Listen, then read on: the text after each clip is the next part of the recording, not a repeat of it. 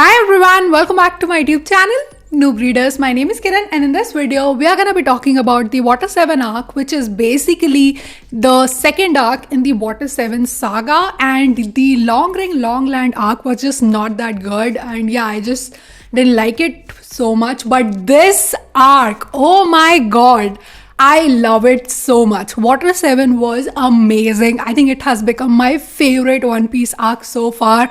Like, oh my god, I can't even talk about it. Like, I don't know how to talk about this arc. Like, literally, there's just so much that happened. We got so much new information about the world government, and so much character development for our characters. And oh my god, like, if I try to do this review the way that I usually do, like to go through all the events like chronologically, I'll probably have to like edit this video for like hours, and then I'll just lose the motivation to actually do that.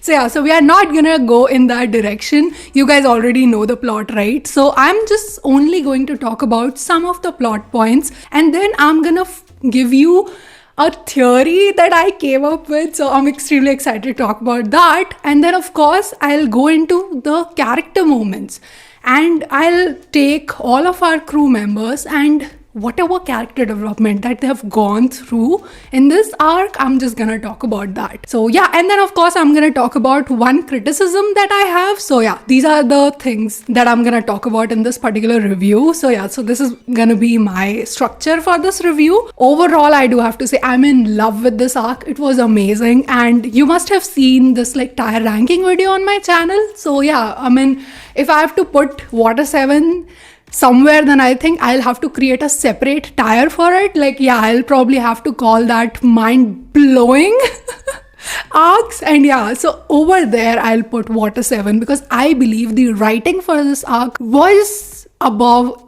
everything that I have read so far from Oda. I think Oda has created this arc beautifully. It was so well done. It has so many layers. It is so complicated, but it also just makes so much sense when you go into this arc. There are so many questions, but then slowly you get the answers, and they're so satisfying. I did not see the reveals coming. It was so satisfying, and oh my god, the end of this arc and the starting of the next arc, oh my god, it's so much hype. I loved it. I loved each and every second of it, and I just can't wait to talk about this. So yeah, overall I loved it. So I'm gonna rate it 5 out of 5 stars. It's my favorite arc so far. And yeah, let's just jump right into the review.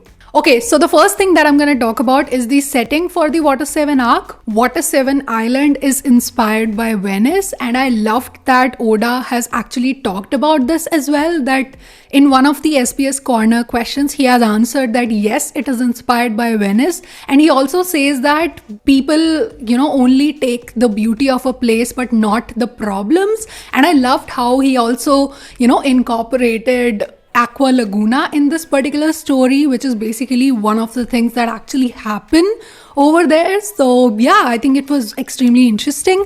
I loved how water is like their biggest strength as well as their biggest weakness. So yeah, I think it was extremely interesting to see all these elevators that are operated by water. And I also love these Yagara bulls that are used for the transportation. I think it was such a clever idea that rather than just using these boats and they'll like take you through these canals, you can use these creatures that are actually doing that. So yeah, I think it was really amazing, and I loved how a specific personality was also given to these Yagara bulls, and they were also like getting really excited, and the way that they take our crew members and how happy they are. So yeah, I think it was cute. I loved that portion. And then of course, like, the whole atmosphere of it, right, with all these fountains and how beautiful this place is, with the people, how helpful they are to these pirates. So yeah, I think the whole thing was just so enjoyable. Like, the moment that we enter this island, we just think that everything is just so amazing here, but then slowly we start to understand how this place is just probably about to just sink in the water because of the coming Aqua Laguna. Okay, so the next thing that I want to talk about is the significance of the climate in this particular arc. It kind of reminded me of the Logtown arc. Like, I remember that at that time also the climate was like extremely bad. So yeah, so I'm just thinking about the fact that is Oda trying to tell me something through the change in the climate? And I think that in that Loketown arc, our crew was about to enter the Grand Line, right? I mean, that's basically what that arc signifies. It signifies a huge change. And I think with this particular arc as well, in Water 7 also, it shows that this is the point from where our crew is going against the world government. And I think this is kind of like a big change. So I think Oda is basically using these elements like climate to express that something big is coming, like really, really big. Okay, so the next thing that I want to talk about is this whodunit type mystery that is created in this particular arc. I am a huge mystery fan. Like, I love murder mysteries and I love the whole thrill of finding out who actually is the murderer. And I do have to say that the only person that I kind of suspected was Khalifa, and I suspected her because she was like Iceberg's personal assistant. So I thought that, yeah, I mean, she's gonna have access to a lot of things, so she could be involved in this like attempted murder.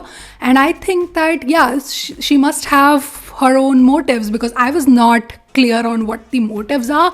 But yeah, I suspected her, but I did not see it coming that it's gonna be the CP9 members, like everyone, like Luce, Kaku, Bluno and Khalifa, all four of them are working together. I did not see that coming, and when this reveal happens, oh my god, I loved it. I loved it so much, because at the start you just trust them, and then you know they are the ones who just are the bad guys and are like part of the CP9, this like, you know, Cypher Pole 9, this intelligence agency that is like working under the world government. Robin was also involved, because we see that panel where Robin is like passing and one of the CP9 members says CP9, and at that time, because we have no context, we don't know what actually happened there. But in that panel, you see Robin's expressions change suddenly, and you know something bad has happened here, but you just cannot pinpoint, because at least I was just so frustrated. I was like, what does it mean? What does it mean? What does CP9 mean? And I had no clue. And then suddenly Robin is just missing, and then you have this weird feeling, because Aokiji is the one who has said that Robin has a past, and then I went into like the whole thing that is she betraying us, is she doing something wrong, what happened? And then when we finally get the information from Iceberg that yes, Robin was there, and that's why the crew is kind of like the prime suspect for this murder. Yeah, I mean, I felt really bad, but I was kind of like suspecting that, yeah, Robin is sus. Like, I think if you have seen my reviews, you know I don't trust her completely, and I was like, yeah, something is wrong, something is really fishy. But after finishing this arc, oh my god, I feel so sad, and because I have already seen the Enies Lobby arc as well, and I know what's about to come, and I feel so bad for Robin now. Oh my god, I'm so sorry, Robin, for doing that to you. But yeah, I just didn't had enough information. But yeah, Robin is not the bad person here, and she's such an amazing, sweet person. But yeah, I mean, at that time I had no clue. But yeah, I was really, really, you know, interested in knowing who was after Iceberg. And when this reveal happened, it was so satisfying. I loved it so much. Okay, so the next up, I want to talk about the introduction of these 6 powers. And oh my god, these people have these like martial art techniques where our crew was literally nothing in comparison to them. Like, all of Luffy's attacks were literally not working. It kind of reminded me of Luffy versus Smoker fight, because at that time Luffy was literally helpless. He couldn't do anything to Smoker, and similarly here he could do nothing to these 4. And yeah, I mean, that was scary, man. Like, I was scared. I was like, oh my god, these people are just too powerful. What is gonna happen? How will we save Robin now? How how will we stop Robin? Oh my god, what's gonna happen? And yeah, it was scary for me, and I just loved their powers. I think it was so interesting. So yeah, so we have this paper art, which is basically the way that you can just move really quickly, so that it's kind of like a defensive technique. So when Luffy was using his like attacks with like multiple punches, it was just not working because they were able to just, dodge all those attacks. And then they have this Tempest kick, which is like they kick and then they can just literally destroy buildings with their kicks. And then there is this finger pistol.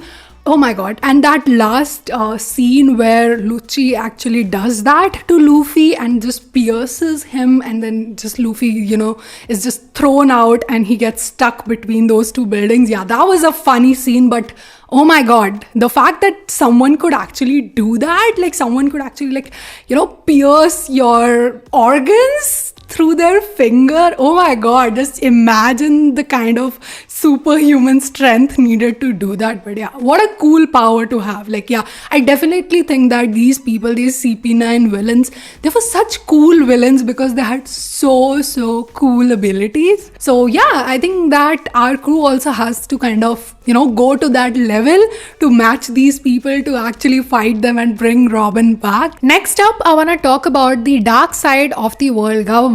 So far I just thought that yeah, there are some Navy officers who are kind of corrupt. So yeah, I thought that yeah, it's not the entire Navy or it's not the world government that is bad, but it appears that there is some shady things that the world government is doing, definitely. So yeah, the example of that could be the way that these people are like manipulating Robin. Like, yeah, I mean, she has trauma. This little girl, when she was literally 8-year-old, she has gone through so much. She has seen so many deaths, and these people are manipulating her and using her trauma to actually manipulate her into helping them out. Basically, CP9 is after the blueprints of Pluton, and they know that she's the only one who will be able to, decipher them so that they can actually get their hands on it.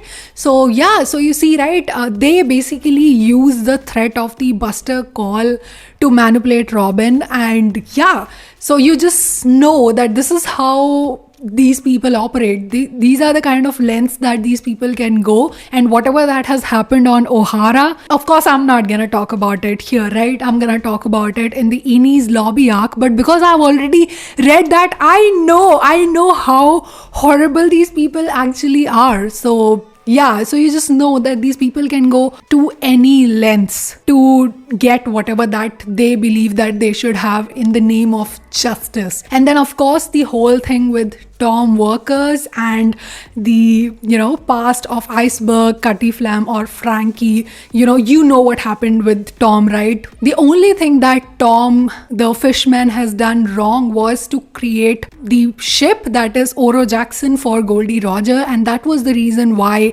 he was supposed to be executed. But of course, because he comes up with the idea of puffing Tom, his sentence was to be removed. But of course, the CP5 member, that is Pandam, he just didn't like that. He just didn't like the idea that this guy is going to get away, and he knew that Tom had those blueprints, and because the government wanted those blueprints, they actually attacked the judicial ship on their own with the ships of Frankie and tried to blame Tom for that particular thing. Yeah, so the world government is definitely very shady here, and I'm definitely very intrigued now. So yeah, I want to know what they are up to. I really want to discover whatever secrets that they have. So next up, I want to talk about the train sequence. It's so interesting, and I loved Sanji. Oh my god, the way Sanji was fighting these these Navy people, and the way he was just literally able to just detach two cars by using his intelligence. And he's like, yeah, you don't actually have to fight all the time. Sometimes you just have to use your brains. And yeah, I loved that. I loved how he was basically able to just rescue both Usopp and Frankie. Loved that. And then of course the other train sequence, which is basically on which Luffy and the rest of the crew, with of course Frankie family as well as these Galila shipwrights, they all of them come on this ship that was basically prototype train, I guess, which was called Rocket Man, which is operated by Granny Kokoro. So yeah, I mean, I love that because you just cannot control the speed. So yeah, I mean, it was like going on its own speed. I loved it so much, even though it just doesn't make a lot of sense. Like, how can the train actually go on water?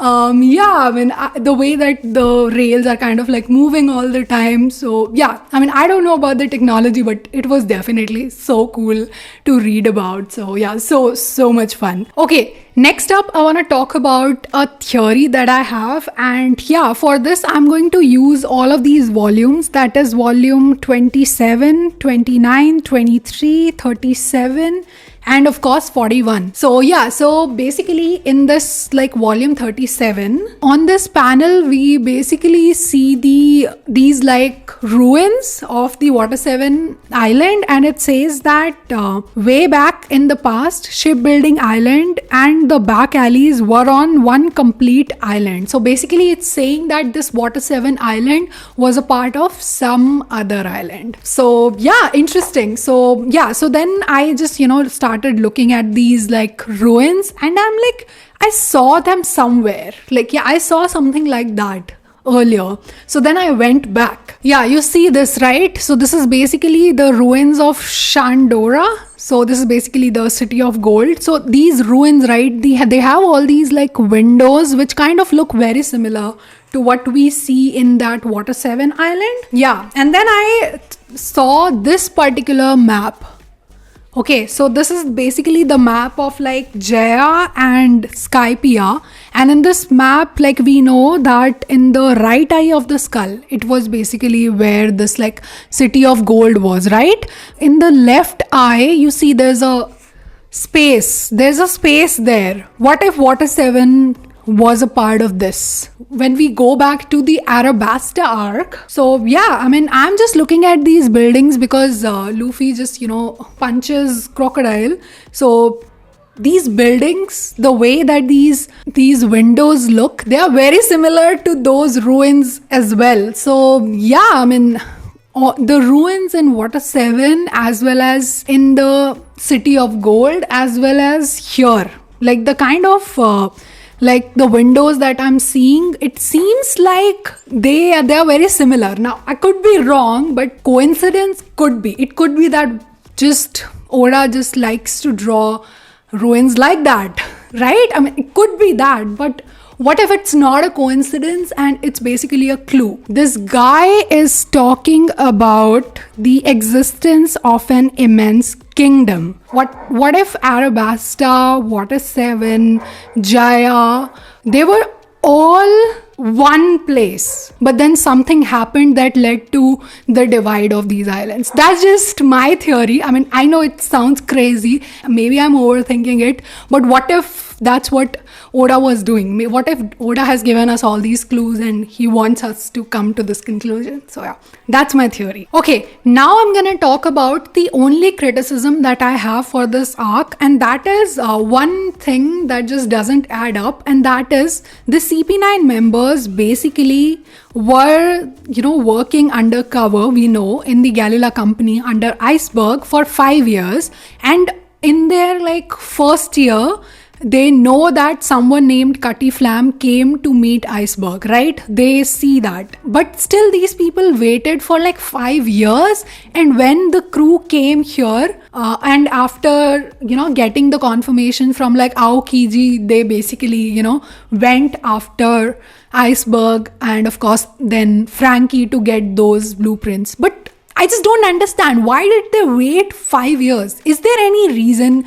for this? Yeah, that's the question that I have. Like, why didn't they attack Frankie in the same first year? Why did they wait for 5 years? Maybe I missed something, so do let me know in the comments. So now I'm gonna talk about the character moments, and I know that our crew has gone through so much in this arc, and yeah, I'm really excited to talk about them. Okay, so the first one that I want to talk about is Usopp. Oh my god, Usopp in this arc was it was so difficult to see Usopp in this arc. I think that if you have seen my earlier reviews, you would know I have always thought of Usopp as like a weak person in this crew, and I wanted Usopp to do more, and I think in this particular arc, Usopp has also kind of accepted that he's the weak one.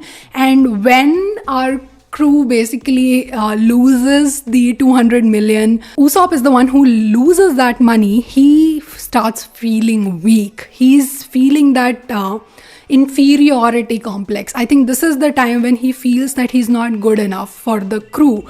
And yeah, I mean, that interaction that he has with Nami when Frankie family people have like taken the money and he's, injured and he's crying and he's saying that how can I face the crew now? And he's feeling that weakness that he has in him and how he's so ashamed of the fact that he cannot protect the money. Yeah, and because of him, Marigo would not get repaired. Then it's the time for that Luffy versus Usopp. Rather than telling the crew that yeah, he's feeling this way, that he's not good enough, he basically just decided to take a completely different approach, right? I mean, he could have easily just told Luffy what he was feeling. He was basically feeling that if Luffy is willing to just, move to a different ship, then he can basically just leave him as well if he thinks that Usopp is not good enough. So I think in a way he's looking at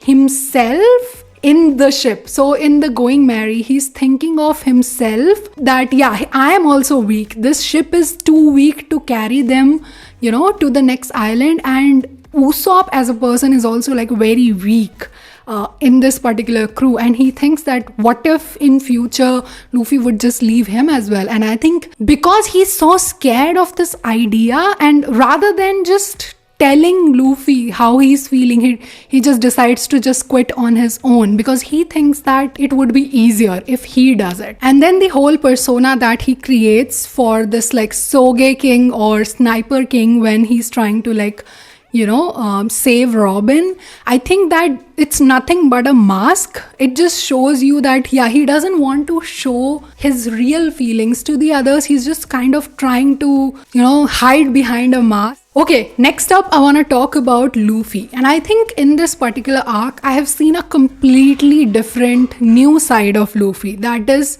the side of Luffy as a captain. The way Luffy behaved, right? The way Luffy is like, how can we just leave the merry-go? We cannot do that. When the shipwrights tell him that, yeah, the ship is literally on its like end of the line and the ship can't go on, but he's like, no, how can you say that the ship is just good enough? But the moment that Iceberg says that, is that what you're saying as a captain? Luffy completely changes at that moment. He knows that he has a responsibility of a captain. So yeah, so he was basically behaving just like Usopp. But from that moment, he stopped behaving like that. He has come to this decision that yes, the lives of his crewmates are more important.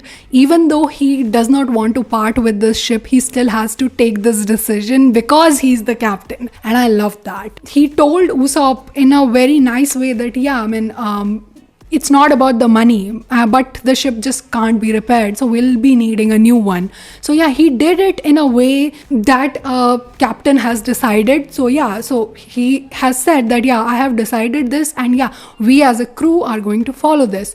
And yeah, and I respect that. The only thing that was wrong here is that Usopp was not able to convey his feelings really well. So yeah, that was the problem. But I also loved how when Usopp challenges Luffy, Luffy doesn't deny that. Luffy gives the challenge to Usopp even if Luffy is hurting inside that yeah, he'll have to fight Usopp. And Luffy is thinking about, after defeating Usopp, obviously he's thinking about all of this like amazing moments that he had with Usopp.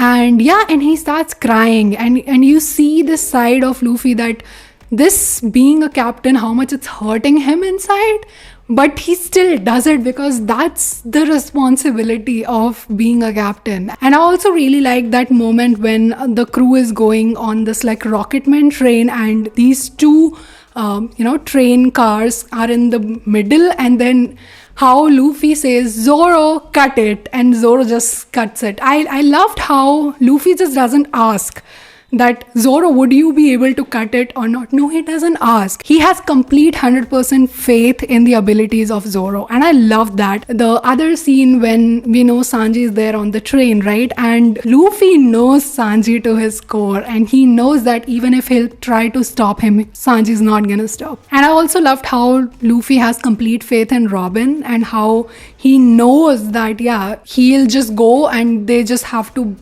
capture Robin, and then they'll get all the information. And he doesn't doubt her. He doesn't doubt whether she's like betraying them or not. He's like, no, she is a crewmate. They are gonna help her. They are gonna bring her back. Luffy has so much faith in Robin that he's willing to go to Ini's lobby, where they have so many Navy officers. They're gonna fight them and they're gonna bring Robin back, which is basically a way for them to literally go against the world government. This is literally them going against the whole government for bringing back a crew. That's the kind of trust that he has in Robin, and that's his responsibility as a captain, and that's how much he takes his responsibility seriously. Okay, next up, let's talk about Zoro. So if you know me, you know how much I love Zoro, right? And this is what Zoro has to say when Luffy basically is crying after defeating Usopp. He says, "That's the burden of being a captain. Don't doubt yourself. If you start becoming unsure, who can we have faith in?" Zoro is basically the right-hand man of Luffy. Zoro is basically second in command after Luffy, and he's basically telling him that if you have taken a decision, don't doubt yourself. Okay, we are going to depend on you. That's what it means to be a captain, and I like that. I like how Zoro basically reassures Luffy that, yeah, whatever that you're doing is right. And then of course, this is like when he's fighting, I think the name of the person is like T-Bone. Yeah, so there is this like guy who's called as the ship slasher, and yeah, so he comes in front of the train, and Luffy is like, yeah, Zoro will like handle it. And then Zoro, after like defeating Captain T-Bone, he says this thing: "I'm sure your burden of justice is heavy, but we are carrying some burdens of our own." So yeah, I mean, I love this dialogue. Okay, next up, let's talk about Sanji. Let's say Sanji didn't board that train, our crew would just never know where Robin is being taken. So yeah, kudos to Sanji for that, and the fact that he, writes down the message for Nami, and of course he says that, yes, I am going to, talk to you through this transponder snail. And yeah, I mean, the way that he planned everything and the way that he fights on that train, right? That whole train sequence, that is like amazing. So yeah, I think I loved Sanji in this particular arc, and I know in the last arc I said that I want Sanji to do more, and I think in this arc Sanji has basically done more, and I'm so proud, and I want to say that even though his motivation is like, yeah, I want to bring back Robin, I want to be the prince for Robin, but it's fine, I'm okay with it, because I'm like, yeah, just go after Robin and just protect her. Okay, next up I want to talk about Nami. So Nami in this arc was amazing. I think that I have said in the previous arcs that Nami just only cares about money, and I think in this arc Nami has shown me that is actually not the case. So yeah, in this arc Nami has shown me that, yeah, she cares about the money, but she cares about the crew members more than the money. When she's talking to Usopp and Usopp is just clearly very, very sad, Nami says that you don't have to worry about that. Just don't worry about the money. And I love that. It shows that, yeah, even though she cares about the money, but she cares about Usopp more. And the other, really important moment of Nami was when Luffy is stuck between those two buildings. She sees that. She also sees this huge Aqua Laguna wave that's like about to hit, but she still runs away to protect Luffy. And yeah, everyone tried stopping her, but she doesn't stop because she's like, you stupid Luffy. And she is basically, running off to Luffy, and she just runs off to as near Luffy as she can. And then from there, she just yells that, yeah, Luffy, Robin is basically going to die because she's going to sacrifice herself for us. And that basically triggers Luffy into breaking the buildings and, of course, protecting her as well. So this is the Nami who only cared about the money, and now she's willing to even put her life on the line to protect the crew. Nami literally loves the crew more than the money. Yeah, she still loves money, but she loves the crew members more. Okay, next up I want to talk about Chopper. The way that he's talking about Robin, and he thinks that what if I said something and that's why Robin has gone. So it's just so sweet, right? He thinks that maybe he said something and that led to Robin's disappearance. But of course it's not that. But I love that about Chopper, that how much he cares about Robin, and of course how much he cares about, Usopp. Chopper says this to Sanji that Usopp would not know about this like Aqua Laguna that's about to come, right? And they both kind of like go back to the ship and then start yelling that, this Aqua Laguna is coming and we should just probably run away.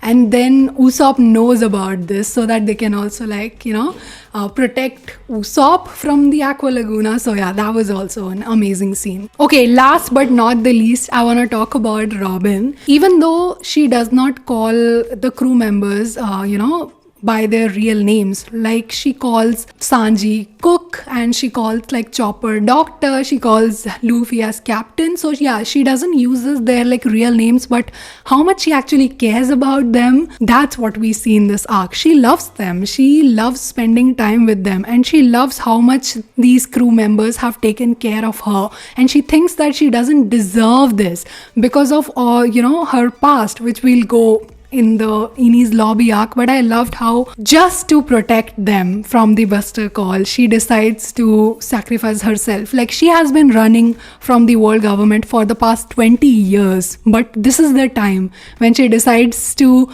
sacrifice herself. She decides to just go to the CP9 and she decides to go to Enies lobby. You're amazing, Robin. So yeah, these are my thoughts on all the crew members. And yeah, I know that this arc also had some really amazing characters like Tom, Frankie, Iceberg, and Granny Kokoro. But yeah, of course I'm not gonna talk about all of them, but I do have to say I really enjoyed each and every character. I think each and every one of them were really important part of this arc. And of course this arc basically ends when we are about to enter the Enies lobby, and yeah, so we are going to have a lot of action in that particular arc, and it's basically literally just the entire fighting sequence that happens in this particular arc, and I'm so excited to read that. And yeah, and we are gonna get even more information about the world government over there.